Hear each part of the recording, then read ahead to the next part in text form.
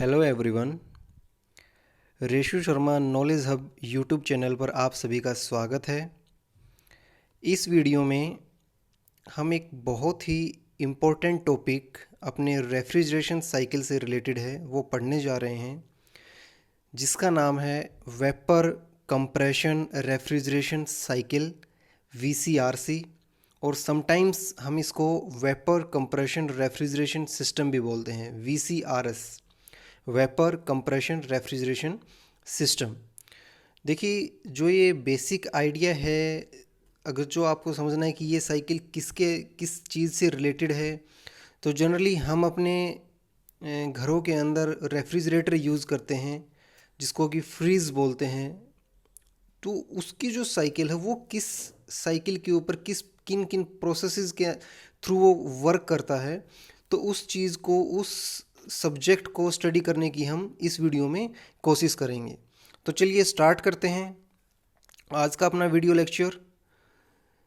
तो ये है हमारा वेपर कंप्रेशन रेफ्रिजरेशन सिस्टम और vapour compression refrigeration cycle. Basically अपने पास यहाँ पे जो हैं 4 कंपोनेंट होते हैं इस साइकिल में।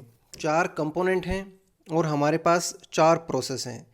एक कंपोनेंट है हमारे पास कंप्रेशर, एक कंपोनेंट है कंडेंसर, एक कंपोनेंट है एक्सपेंशन वाल्व और एक कंपोनेंट है हमारे पास इवेपोरेटर।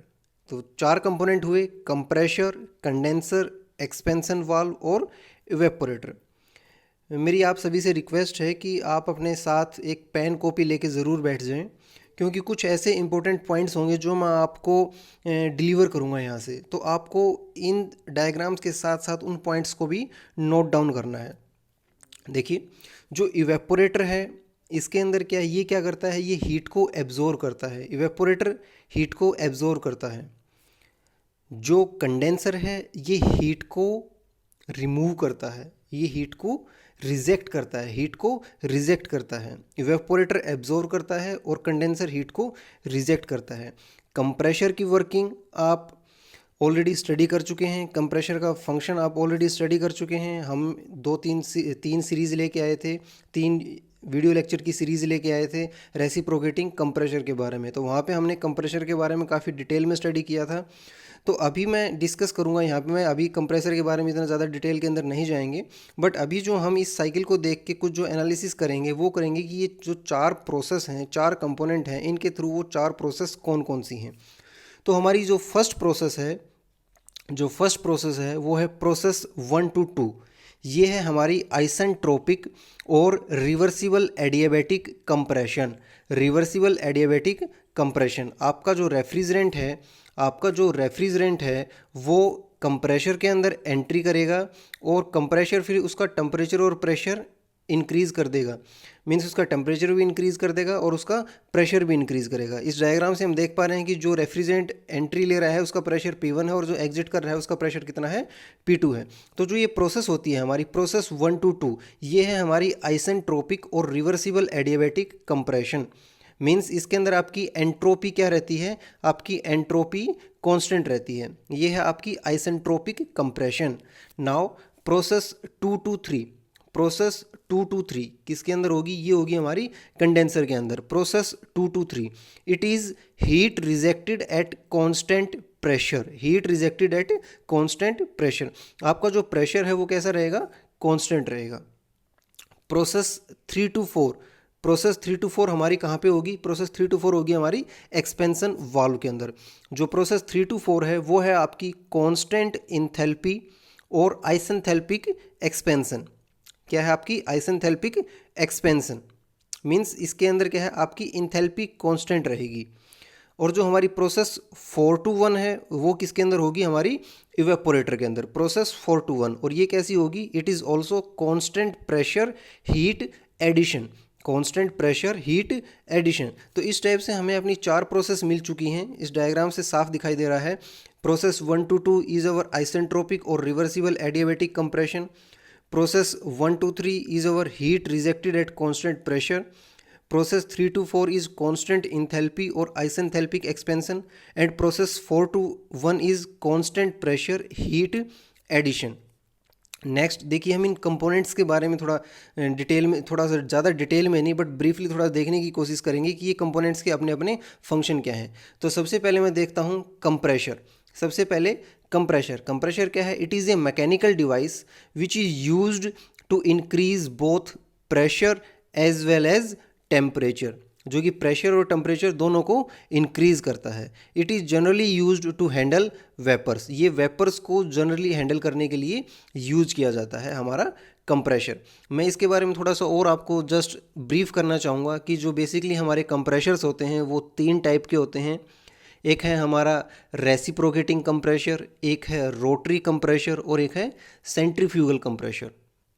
जो हमारा रेसिप्रोकेटिंग कंप्रेशर यूज़ किया जाता है जब ये उस प्लांट के अंदर यूज़ किया जाता है, रेफ्रिजरेशन प्लांट के अंदर यूज़ किया जाता है जिसकी कैपेसिटी 100 टन्स की होती है, जिसकी कैपेसिटी हमारी 100 टन्स तक की होती है।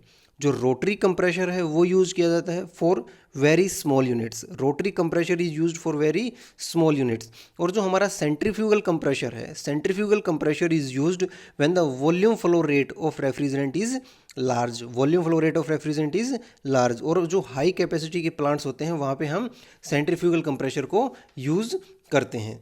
अब देखिए, जो हमने रेसिप्रोकेटिंग कंप्रेशर की बात की थी तो वहाँ पे मैंने वॉल्यूमेट्रिक एफिशिएंसी की बात की थी उस रेसिप्रोकेटिंग कंप्रेशर के चैप्टर के अंदर की, उस वीडियो के अंदर। तो एक बार जिन्होंने रिवाइज़ करना है, जिनको याद है तो उनके लिए अच्छी चीज़, और जिनको वो चीज़ें याद नहीं है तो वो प्लीज़ उस वीडियो को एक बार जाके आप चेक कर सकते हैं। वहाँ से हमने वॉल्यूमेट्रिक एफिशिएंसी के बारे में बात की थी। वहाँ पे क्या था कि जिसका फॉर्मूला आया था 1 + C - C × P higher by P lower की पावर 1/n।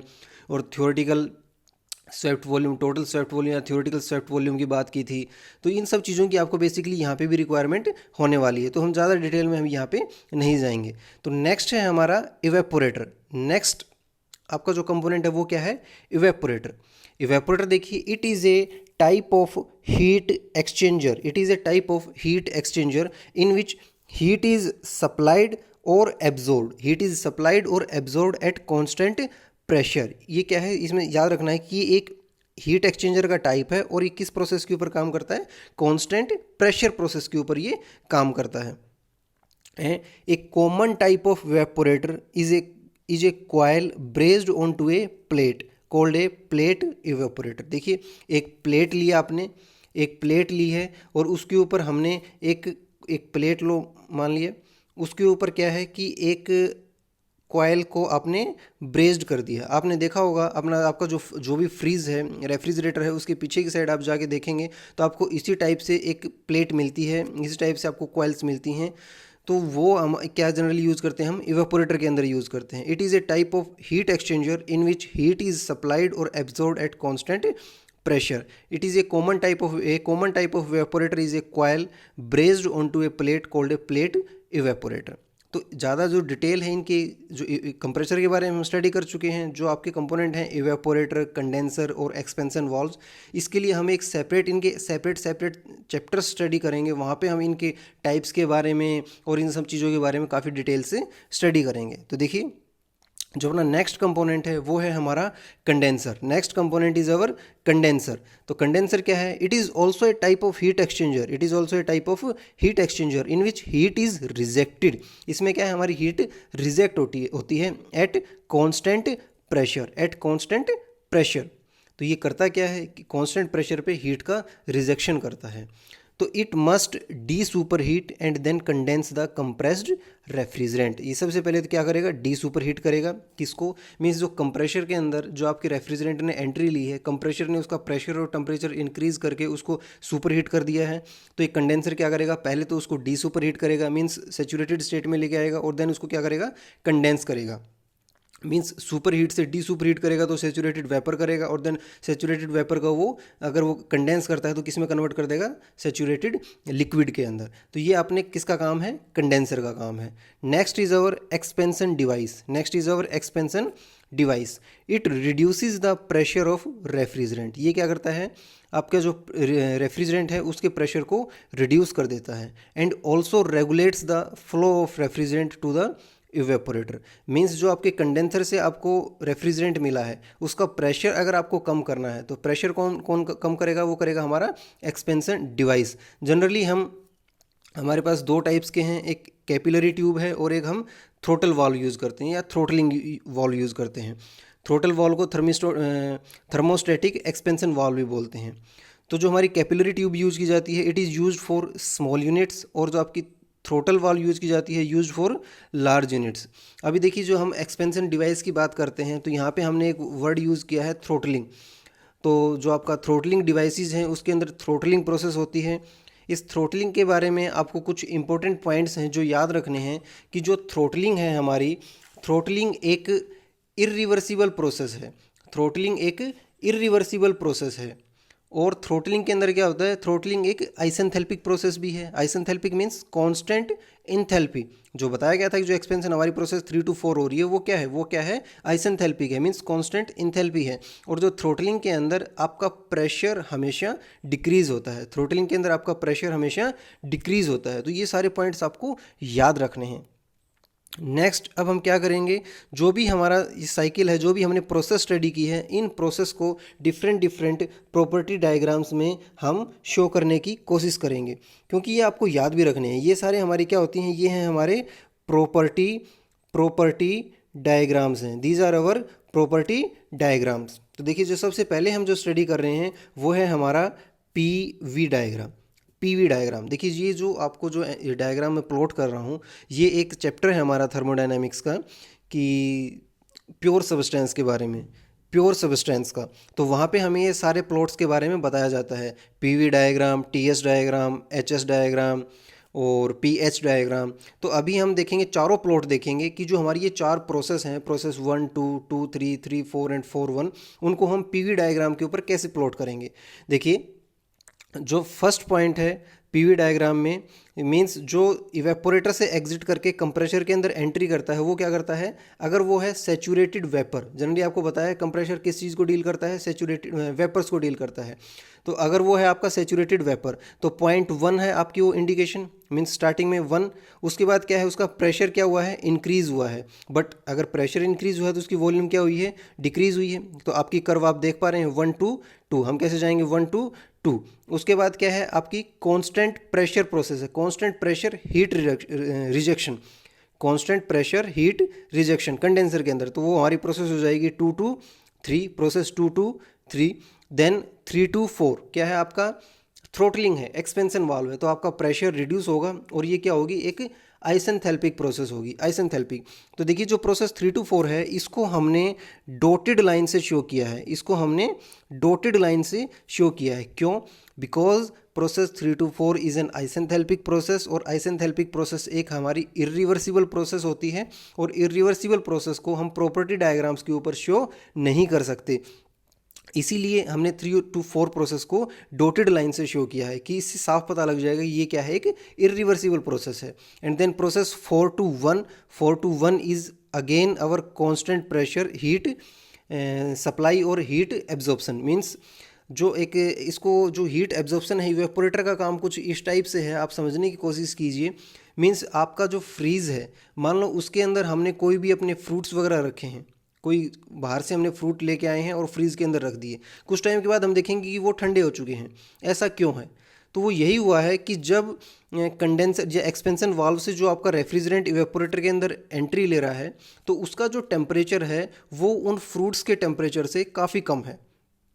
तो दोनों के बीच में टेम्परेचर डिफरेंस आएगा, उसकी वजह से हीट का फ्लो होगा, हीट फ्रूट्स से रेफ्रिजरेंट एब्जॉर्ब कर लेगा। तो मीन्स हीट, फ्रूट्स ने हीट छोड़ दी है, रिलीज़ कर दी है, तो उनका टेम्परेचर डाउन हो जाता है, उसकी वजह से वो हमें ठंडे फील होते हैं। तो यही आपको समझ के चलना है कि कैसे वो हीट एब्जॉर्ब करता है। तो आपको समझ आया होगा प्रोसेस 1 to 2, 2 to 3, 3 to 4 और 4 to 1। अब देखिए अगर ये चीज़ है तो फिर ये जो मैं पॉइंट शो कर रहा हूँ कि 1 डैश और ये 2 डैश, ये 2 पॉइंट्स क्या हैं, 1 डैश एंड 2 डैश पॉइंट्स क्या हैं। ये 1 डैश, ये आपका जो 1 डैश और जो 2 डैश पॉइंट है ये कौन से पॉइंट है। मान लो कि जो आपका रेफ्रिजरेंट है इवेपोरेटर से एग्जिट होने के बाद जो कंप्रेशर के अंदर एंट्री ले रहा है वो सैचुरेटेड वेपर ना होके वेट रीजन में है। किस में है, वेट रीजन में है, मीन्स उसके अंदर कुछ लिक्विड भी है और कुछ वेपर भी है। तो वो कहाँ से स्टार्ट होगा, 1 से, और फिर वो सेम प्रोसेस तो उसने प्रोसेस वही करनी है, आइसेंट्रोपिक प्रोसेस फॉलो करनी है। प्रोसेस फॉलो करता वो कहाँ तक जाएगा, 2 डैश तक, देन अगेन 2 3 4 और 1 डैश। ये एक आइडियल केस हो सकता है, ऐसा केस हो कि जो एंट्री है वो सेचुरेटेड वेपर के ऊपर ना हो। तो जो ये हमारी प्रोसेस 1 to 2 है, इसको हम बोलेंगे ड्राई कंप्रेशन, इसको बोलेंगे ड्राई कंप्रेशन। और जो प्रोसेस 1 डैश टू 2 डैश है, प्रोसेस 1 डैश से जो 2 डैश है, इसको हम बोलेंगे वेट कंप्रेशन, इसको हम बोलेंगे वेट कंप्रेशन। बेसिकली जो ड्राई कंप्रेशन है वो प्रेफर्ड किया जाता है in comparison to wet compression, because जो हमारा वेट कंप्रेशन होता है इसमें क्या है कि जो आपकी लिक्विड के पार्टिकल्स हैं वो कंप्रेशर के अंदर एंट्री लेते हैं, और उससे जो उसकी जो सिलेंडर का जो हेड होता है वहाँ पे जो हमारी सक्शन वाल्व और जो डिलीवरी वाल्व लगी होती हैं उनको डैमेज करता है। और जो सिलेंडर की जो वॉल्स जो वॉल हैं उनके ऊपर जो लुब्रिकेटिंग ऑयल लगा होता है उसको भी ये लिक्विड रिमूव कर देता है। उसकी वजह से जो आपका वियर और टीयर के जो एक्सेलरेशन है वो ज़्यादा स्टार्ट हो जाता है, मीन्स जो टीयर और वियर के जो चांसेस हैं वो ज़्यादा इंक्रीज़ कर जाते हैं। हालांकि अब क्वेश्चन ये उठता है कि सर क्या वेपर ऐसा नहीं कर पाते? नहीं, वेपर ऐसा नहीं कर पाते क्योंकि वेपर्स की जो डेंसिटी है वो काफ़ी कम होती है एज़ कम्पेयर टू लिक्विड्स। तो ध्यान रखना है कि ड्राई कंप्रेशन और वेट कंप्रेशन में किसको प्रेफर किया जाता है, एक अच्छा क्वेश्चन बनता है यहाँ पे। तो देखिए ये तो था हमारा पीवी डायग्राम का प्लॉट। अब हम जो स्टडी कर रहे हैं वो है, अब देखते हैं हम अपना टीएस डायग्राम का प्लॉट। टीएस डायग्राम का ये आपका डोम है, आपने प्योर सब्सटेंस में पढ़ा होगा, दिस इज़ अवर डोम। ये जो मेरी लाइन है ये मेरी लाइन है सैचुरेटेड लिक्विड की लाइन है। ये किसकी लाइन है? मेरी सैचुरेटेड लिक्विड की। और जो ये वाली लाइन है ये मेरी किसकी है? सैचुरेटेड वेपर की। किसकी लाइन है? सैचुरेटेड वेपर की लाइन है। तो देखिए सेम वही प्रोसेस है, मैं बात करूंगा कि जो आपकी प्रोसेस 1 to 2 है, process 1 to 2 is your isentropic compression. 1 to 2 constant entropy है, तो देखा होगा वर्टिकल लाइन जाएगी 1 to 2, then 2 to 3 is your constant pressure heat rejection. तो देखिए जो कांस्टेंट प्रेशर लाइन होती है वो यही जाती है इसमें टीएस डायग्राम में। कांस्टेंट प्रेशर लाइन ये होती है हमारी। तो देख लिया होगा आपने, यहाँ पे 2 to 3 तक जाना है हमने, सैचुरेटेड लिक्विड तक 3 पॉइंट में। 3 to 4 हमारी क्या है? आइसेंथेल्पिक, वही डॉटेड लाइन से शो करना है। और 4 to 1 मेरा क्या है? सेम वही कांस्टेंट प्रेशर हीट एब्जॉर्प्शन। तो सेम वही केस है। अगर मेरे को वेट कंप्रेशन का केस लेके चलना है तो क्या केस हो जाएगा? वो 1 to 2। क्या केस हो जाएगा? 1 to 2। ये जो टीएस डायग्राम है आपको इस डायग्राम को बहुत अच्छे से याद रखना है। टीएस डायग्राम को काफ़ी अच्छे से याद रखना है क्योंकि न्यूमेरिकल प्रॉब्लम सोल्व करने में ये टीएस डायग्राम भी आपका काफ़ी हेल्प करेगा आपकी। Next plot is our HS diagram. Next plot is our HS diagram. तो जो ये आपकी जो ये दो लाइंस हैं, ये P1 and P2, these are your constant pressure lines on the HS curve. Constant pressure line है। Process 1 to 2 is our isentropic process, तो आपने शो कर दिया। कांस्टेंट एंट्रोपी लाइन है 1 to 2। 2 to 3 is your constant pressure. 3 to 4 is your isenthalpic and 4 to 1 again is our constant pressure heat absorption. तो वो same process मैंने HS diagram के ऊपर शो कर दी हैं। अभी सिमिलरली मैं शो करने की कोशिश करता हूँ पीएच डायग्राम के ऊपर। पीएच डायग्राम में आप देखेंगे process 1 to 2 is your isentropic process. अब देखिए जैसे ही कंप्रेशन होता है तो कंप्रेशन के बाद उसका प्रेशर और टेम्परेचर इंक्रीज़ करता है तो उसकी इंथैल्पी भी इंक्रीज़ कर जाती है। तो इसलिए हमारी जो इंथैल्पी है कंप्रेसर के अंदर 0.1 to 2 ऐसे जाएगी, इंक्रीज़ कर रही है। इंथैल्पी प्लॉट है ना, ये एक्सिस है। Then 2 to 3 is constant pressure, constant pressure curve है आपकी। Then 3 to 4 is your isenthalpic process. Isenthalpic means जो आपकी ये लाइन है ये क्या है? कांस्टेंट इंथैल्पी लाइन है। Then 4 to 1 constant pressure line. तो आपको बेसिकली जो याद रखने हैं, जो काफ़ी इंपॉर्टेंट है आपको इसके अंदर जो ये प्लॉट्स याद रखने हैं, उसके अंदर आपको याद रखना है एक तो टीएस डायग्राम और एक ये पी एच डायग्राम, एक ये पी एच डायग्राम। ये दो प्लॉट्स